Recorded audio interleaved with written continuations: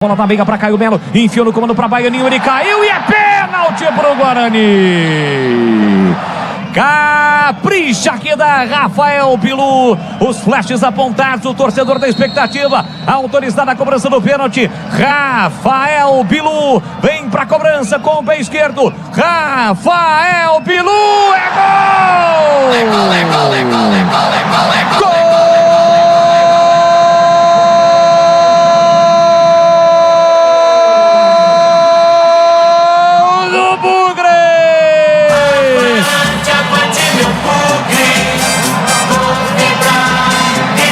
Rafael Bilu tem a 11 estampada na camisa, com o manual dos grandes cobradores de pênalti embaixo do braço. Calmo, tranquilo, concentrado, bateu a meia altura, canto esquerdo do goleirão que foi pro outro lado.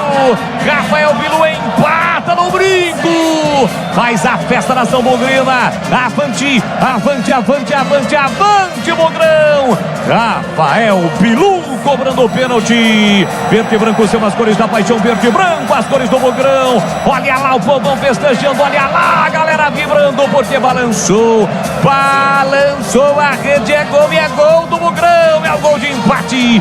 Bilu cobrando o pênalti na marca de 19 minutos de bola rolando no segundo tempo. Salta o grito, grita comigo, nação bugrina, tá registrado no brinco.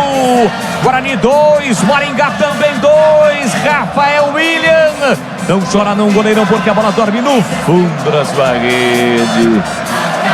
Tá empatado o jogo, já o detalhe do Vladimir, porque o Guarani tem escanteio para bater, vem para cima agora em busca do gol da virada. Olha o cruzamento na primeira trave, tira a defesa do Maringá. E o detalhe do gol, Catarino. De Rafael para Rafael. O Rafael William, goleiro, tentou catimbar, desconcentrar o Rafael Bilu, que não estava nem aí para ele. Com muita categoria e tranquilidade, ele jogou a bola no canto oposto do goleiro do Maringá para sair para comemorar.